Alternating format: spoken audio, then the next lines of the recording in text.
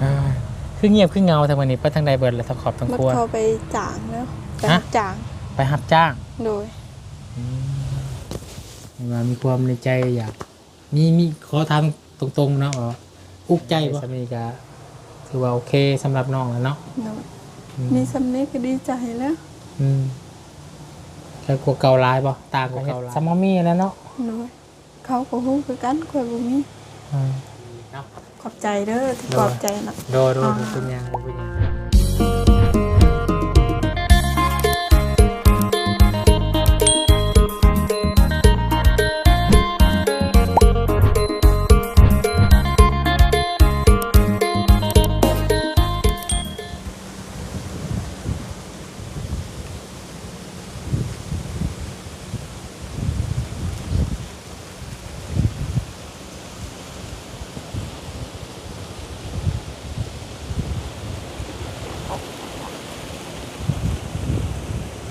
อ้าวพี่น้อยเนาะมาคือเงียบคือเงาแต่เด้เนาะเสียงนกเสียงกาเสียงผู้เสียงคนหายไปทางใดเบิดเด้พี่น้อยเนาะบรรยากาศคือเงียบคือเงาคือเสาคือมองแต่บาดเนี่ยพี่น้อยเนาะหลังจากเขื่อนซาลานแปดของน้องน้ำกะเสร็จเป็นที่เรียบร้อยเนาะกะเหลือแต่ทางห้องน้ำบาดเนี่ยพี่น้อยเนาะ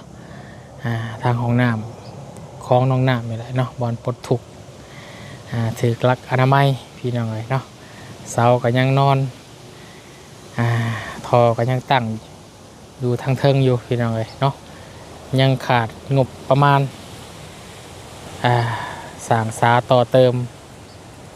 อยู่บ่พี่น้องเลยเนาะหรือว่าจังใดเนาะเจ้าของเพื่อนกะนั่งคอเอียงดังแสกอยู่เทิงอยู่พี่น้องเลยเนาะคิดข่อยคิดเงียงอีสังเด้พี่น้องเลยเนาะทางน้องน้ำเฮาเอาพี่น้องเลยเนาะหลายผู้หลายคนกะคอมเมนต์กันเข้ามาเนาะเป็นห่วงทางน้องน้ำพี่น้องเลยเนาะว่าทางน้องคนนี้คิดอุกใจพี่สังเด้ว่าฉันเนาะคิดอุกเรื่อง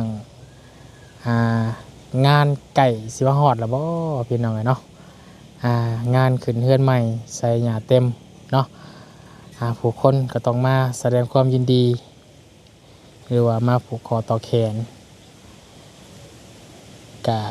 ที่มีส่วนหนึ่งเนาะที่เห็นน้องเป็นอุกใจอาจจะอุกใจเรื่องอาหารการกินบ่เนาะหรือสิเพียงสิพอคนบ่หรือว่าจังใดพี่น้องเนาะทางบุญก็จะได้ไปอบรมพูดคุยเติมในเช้ามื้อนี้พี่น้องเนาะก่อนจะขึ้นไปหาทางพอตู้หรือว่าพอลุงอาเลียดเนาะทางนั้นก็ได้พี่น้องเนาะยังบ่ลงตัวอยู่ว่าซั่นเนาะเรื่องดินน้ำต้นหญ้าก็ได้เอาเดี๋ยวจะมือคอยว่ากันเพื่อละขั้นตอนทีละเคสพี่น้องเนาะจะได้กับก่อนอื่นพี่น้องทางมาบุญสารวัตรขอกราบทักทายสบายดีขอให้พี่น้องบัดสุขสุขคนเด้อเนาะ FC ผู้ใหญ่ใจบุญทุกท่านเนาะยินดีต้อนรับเข้าสู่ช่อง YouTube บาบุญสารวัตรอีกคือเก่าคือเดิมพี่น้องเนาะเพิ่มเติมบ่มีหยังเกิดขึ้นพี่น้องมานี่เนาะทางภูมิเฮากะเรียบร้อยแล้วพอดูว่าจังใดเนาะอาจจะพอดีละพี่น้องเนาะอาจจะสมมาพระควรเราสำเนียงเลิกเติมแล้วเนาะสิให้เลิกร้ายกะมันจะลุบลงเลยพี่น้องเนาะต้องเอาท่อสวดขึ้นมาหนึ่งนิดนึงเนาะพ่นจากนาดินเนี่ยว่าสันเพื่อมวยน้ำไหลลงเนาะป้าชาพี่น้องเดี๋ยวทางบุญกัดสิขึ้นไปหาท่านน้ำน้องคนงานลงมาล่ะพี่น้องเลยเป็นจังได้เนี่ยเนาะมื้อนี้กะเป็นอีกมื้อนึงเนาะสบายดีน้องน้ำ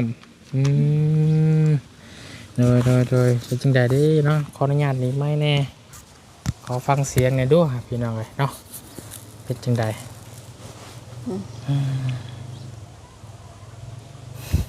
กินข้าวกินน้ำแล้วบ่อันดับแรกกินแล้วได้ยังกินต้มละไม้ต้มละไม้โดยไปหามากินละไม้ดองกินละไม้ดองละไม้ดองโดยต้มละไม้ดองจำแจ่วโดย คือเงียบคือเงาทางวันนี้ไปทางใดเบิดแล้วทางขอบทาง มั ครัว เขาไปจ่างแล้วไป ฮะ จ่าง ไปรับจ้าง โดย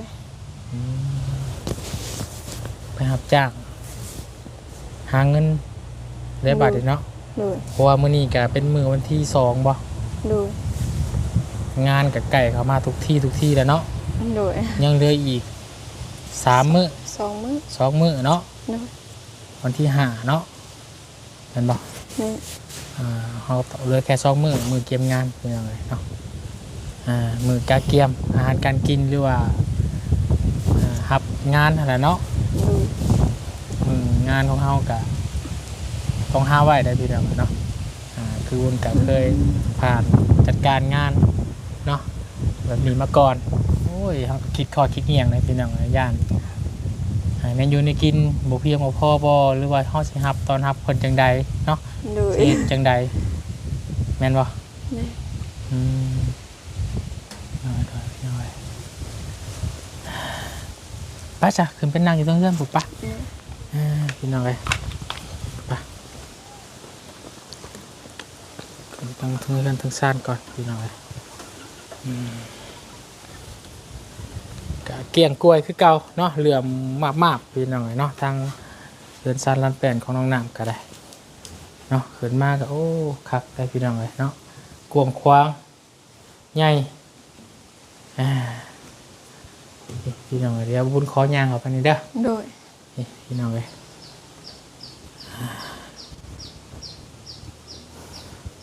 2 ห้องงานในใหญ่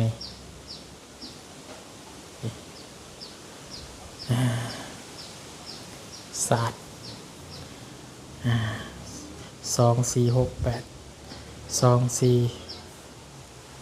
6 8 9เนาะ9พื้นพี่น้องเลยเนาะมันจะปูสิเพียงสิพออยู่เนาะให้แก่คนนั่งในระหว่างมาแสดงความยินดีเนาะหรือว่าดีใจเพื่อนใหม่เนาะส่วนทางน้ำกับสีหนาสีตาก็คืออยากมีความคิดอยู่เนาะน้องคนก็ได้อยากสิว่าจังไดพี่น้องเลยเนาะ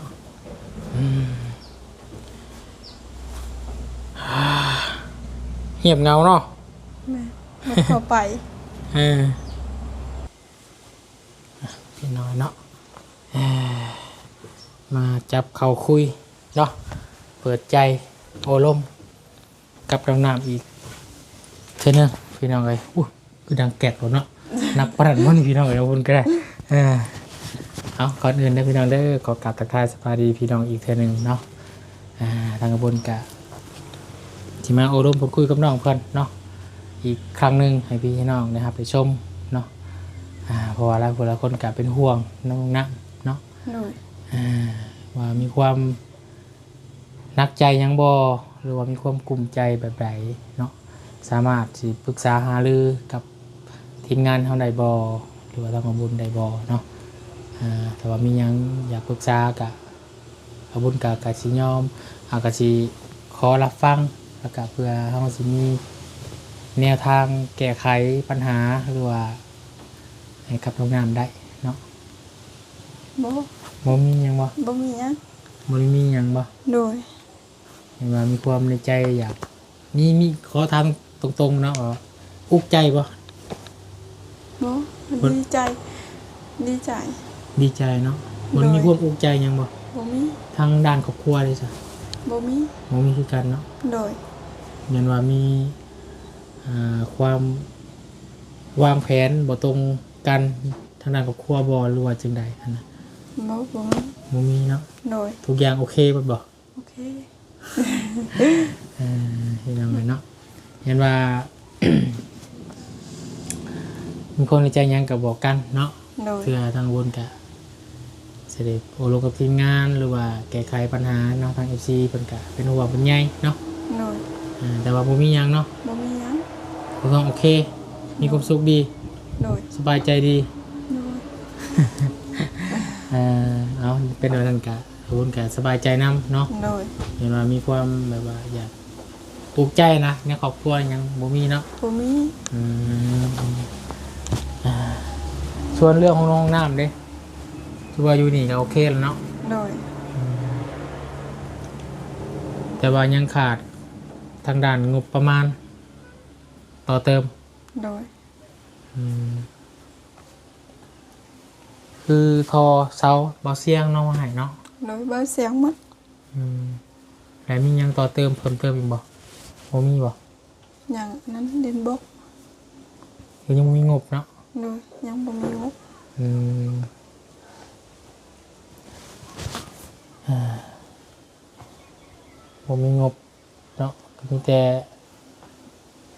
เอาทอลงตั้งเสาขึ้นแค่ตั้งอ้อม โดย เฮ้ยเจอจากพี่น้องเนาะ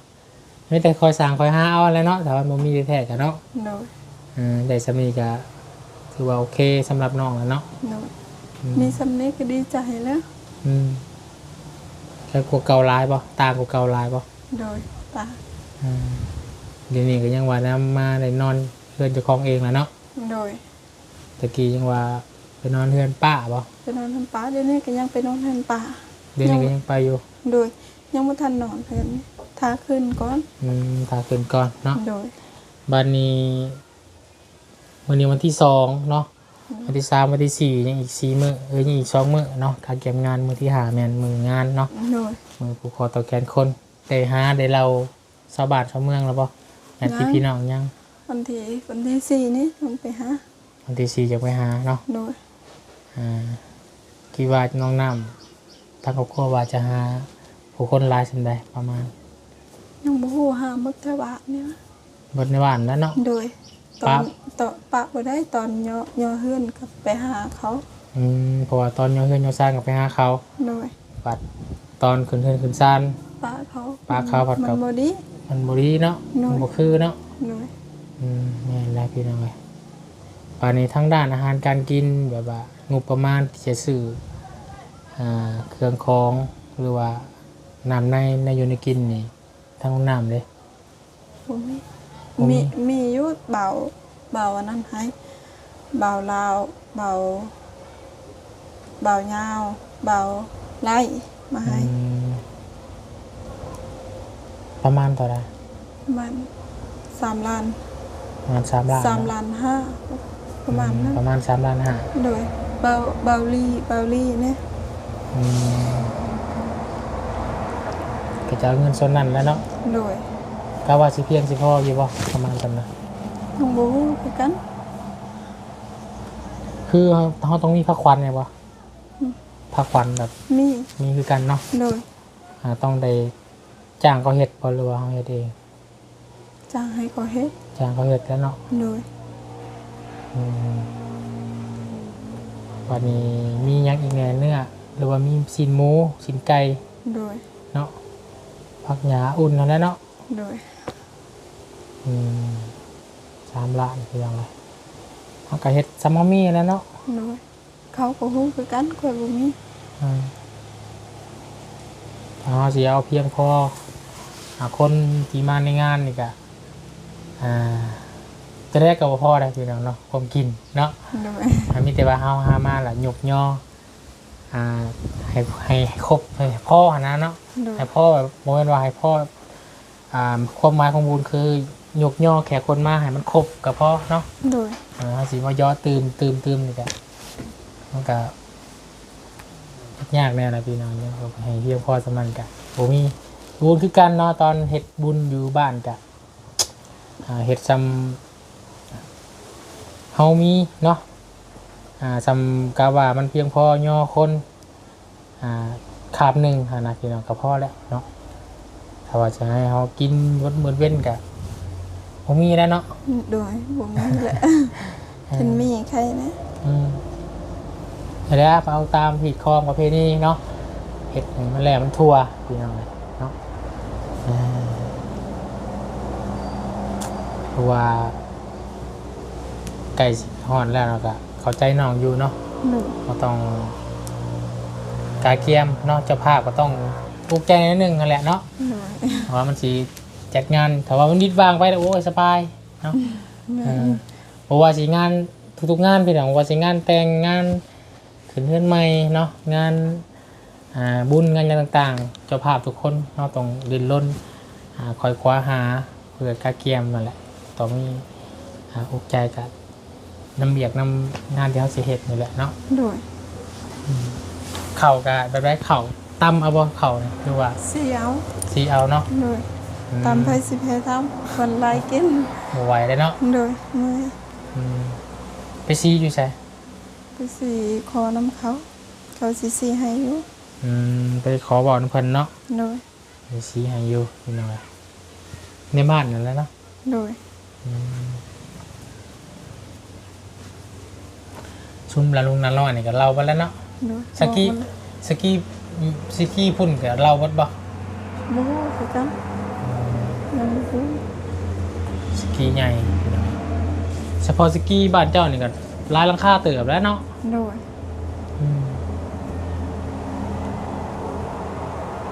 ถวยบวงยังเด้จ้ะพอมีครบแล้ว ยัง ถวยบวงก็ยังไม่มี โดย เฮ็ดจังได๋ฉบับ ยังบ่ฮู้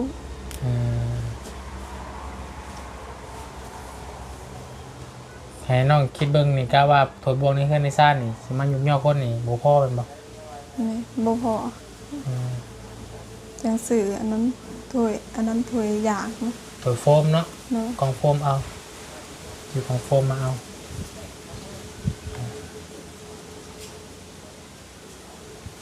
ประมาณนั้นแหละพี่น้องเนาะคือว่ามาหาน้องน้ำมันนี่กะเปิดใจคุยกันเนาะความรู้สึกพี่น้องแล้วFC ก็เป็นห่วงเนาะว่าน้องน้ำคิดมีความหนักใจหยังบ่นะเนาะคิด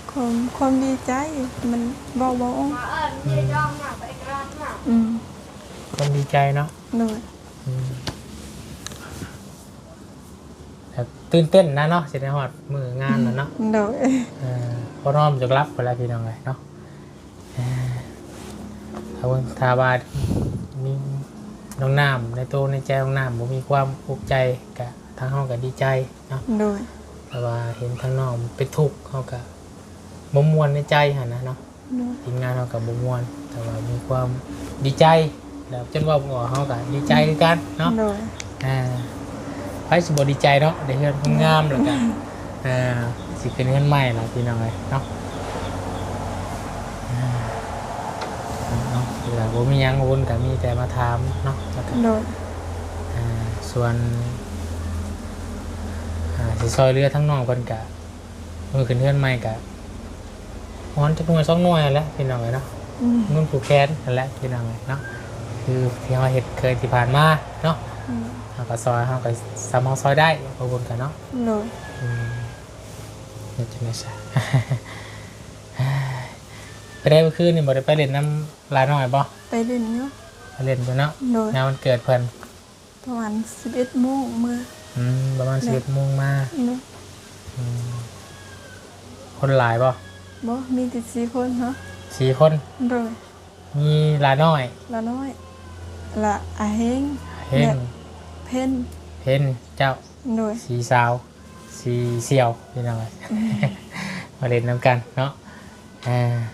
นี่ละเนาะโมคูหักแพนกันประมาณอะไรน้องเด้อขอบคุณกับบุญยังหลายดอกเนาะมาถามข่าวเนาะ โดย แต่แจ้งให้พี่น้องเพิ่มเติมเนาะความพร้อมของน้องน้ำพี่น้องเลยเนาะน้องมันก็มีงบอยู่ในครอบครัวที่ว่าทางทีมงานมามอบให้เนาะรวบรวมกับประมาณ3 ล้าน5 แสนกีบเนาะถ้าเป็นเงินไทยกับประมาณ5,000 กว่าบาทเนาะการน้องเป็นการใช้จ่ายในการตอนหับขึ้นเฮือนใหม่เนาะงานขึ้นเฮือนใหม่นี่สิเพียงสิพอสำใดก็ยังบ่ฮู้เนาะ โดย เอาสำเบิดเงินเท่าแล้วเนาะมันบ่พอกันเนาะ โดย เขาต้องจำอีกบ่ บ่ฮู้กัน ต้องถามพ่อเนาะ โดย เวลาจำคืองานที่เคยที่ผ่านมาวนไปจำพี่จำยังนะมีหมูตัวหนึงบ่ ข้อยก็บ่ฮู้ยังบ่ฮู้กัน สุดแต่ทั้งพ่อกับแม่เนาะ โดย จัดการบริหารโดยทั้งป่าทั้งลุงกันพี่น้องมีบุคลิกแต่งตัวงามได้ไหมพี่น้องเนาะ บ่ละ มือคืนนั้นใหม่ได้แต่งตัวไปได้พี่น้องเนาะ บ่ให้แต่ขึ้นเป็นใหม่ เห็นกระ ขี้ เต็ก ลายขี้ลาย เรียนเวียกเรียนงานเนาะ โดย เจ้าเค็ดคบเค็ดกินพี่น้องโอเคครับคนเอาจันทกะใส่ชุดขาวๆงามใส่สินมีแล้วบ่ มีแล้วตัดตอนสิไปบุญมื้อนั้นบ่มันบ่ทันตัดมีนะ แล้วบ่ได้ไป โดย เอาซะจันทกะเตรียมพร้อมๆเนาะ โดย คนกับว่าอย่างไรมาทำข่าวเด้อ โดย เนาะดีใจได้เป็นไรเนาะ โดย เพราะให้ตั้งมุกตั้งใจหั่นแหละพี่น้อยเนาะงานเขาก็เสียใครว่าฮอดแล้วสู้ๆเนาะ โดย มีหยังอยากจะเอาร่มกับบุญกับทีมงานกับบอกได้เด้อ โดย หรือว่าอยากจะปรึกษากับปรึกษาโลดเว้าโลดเนาะ โดย บ่แบบว่าโอ้บ่กล้าเกรงใจบ่เนาะมีหยังจะบอกกันก็บอกโลดเนาะ โดย ถึงว่าตอนนี้บ่มีวันข้างหน้ามีก็สามารถปรึกษาได้ โดย เนาะ โดย โดยทีมงานเราก็อาจสิรับฟังแล้วก็สามารถสิแก้ไขปัญหาของน้องเพิ่นได้บ่หรือว่าทางเฮาสิซอยหยังได้แน่เนาะ โดย ซอยได้บุญก็ซอยบ่ได้ก็ว่ากันใหม่เนาะ โดย ไปสายเนาะเดี๋ยวบุญไปทางอื่นก่อนเด้อ โดย ไป ขอบ หา ใจเด้อ โดยบ่เป็นหยังเนาะสิไปหาทางอาเลียก่อนพี่น้องก่อนอาเลียเนาะไปพูดคุยอารมณ์เรื่องที่ดินของเพิ่นคือกันธนาคารยังบ่ลงโตเนาะจักสิซื้อวันใดเนาะแล้วคนละคนก็ กว้างคือกันดิน ดินน้องน้ำกว้างกลัวา ดินแค่กว้าง นั่น ยิ่งน้ำกว้างกลัวา จักหลาน 9 ล้านบ่สิขาย คือคอยเห็นในคลิปเบาเสียงคือคอยเห็นคือว่าหลายอยู่ อ๋อเบิ่งในคลิปมันหลายอยู่ แม่แล้วน้อยไปโบมันไม่ได้หลาย ประมาณ11-12 เมตรนี่แหละ เนาะ เจ้ายังว่ายาวมาผู35 เมตรนั่นว่า34เนาะมาไปอีกก็ยังว่าอยู่พี่น้อยเนาะเดี๋ยวจังไปโอลมกันเติมสำหรับทางครอบครัวอาเรียกเนาะเรื่องที่ดินพี่น้อยแล้วจากนี้มันก็จะไปพุ่นแหละเนาะไปนัดพูดคุยเติมแล้วผู้ละคนก็อยากให้ไปหาบอลอื่นเนาะหาบอลที่มันทำเลดีกว่านี้หรือว่ามันเหมาะสมกว่านี้นะถ้าไปซื้ออยู่หาดมันเป็นดินตาบอดมันเป็นดินแบบว่าอยู่ในนะ เนาะ เถื่อคนปลูกเพื่อนกันแค่นี้นี่ก็มันก็เขายากอีกเนาะ แม่ มันบอกแคมทางอะนะเราอยากใหญ่มาอยู่หมองมันนู่นหันหมองคุณระเบิดนะแล้วก็เอารถฟอร์ดกดทมมัน ต้มมั้ง เห็นไรไปร่มตื้มบปจีให้ราคาแต่อยู่บนนั้นเนาะ เนาะ มันก็จะมีโอพูดคุยกันเนาะไปสาระพี่น้องก่อนเท่าวันนี้เนาะ สบายดี สบายดีเนาะ ขอบใจเด้อที่ขอบใจนะ โดเป็นยังเป็นยังเนาะกะฝากให้น้องน้ำขอบใจทั้งปลาลุงFC เพิ่นแหน่เพิ่นกับคอมเมนต์เข้ามาเป็นห่วงเจ้าหลายๆได้ โดยขอบใจทั้งผู้ใหญ่ใจดีเด้อและทั้ง FC ทุกคนเด้อขอให้อยู่ดีไม่แห้งเด้อความเจ็บมาให้ได้ความไข้อย่าให้มีสาธุ โดยขอบใจเพิ่นที่เป็นห่วงเนาะ โดย ห่วงเป็นยาน้องหน้าเป็นยังไงเนาะไปสาพี่น้องไงเนาะทางเพิ่นก็ขอจบคลิปก่อนบัดนี้เนาะสบายดีนางเด้อคือไอ้บ้าแหละเนาะมีหยังกับปรึกษาหรือกันเนาะโดยไปสาพี่น้องไงเนาะทางเพิ่นก็สิได้ขอลาคลิปลงเพียงซ้ำนี้ก่อนพี่น้องไงเนาะขอบคุณขอบคุณขอบใจเนาะทาง FC กับปาลุงประทุกทานที่ให้กำลังใจขอบคุณน้องน้ำเนาะเรื่องการรับชมคลิปบาบุญสารวัตรแล้วก็คอมเมนต์กันเข้ามาเนาะเป็นห่วงเป็นใยพี่น้องเนาะภาษาสารบคลิปนี้ขอลาก่อนเนาะสบายดีเบัดสุขสุขคนเด้อพี่น้องเด้อ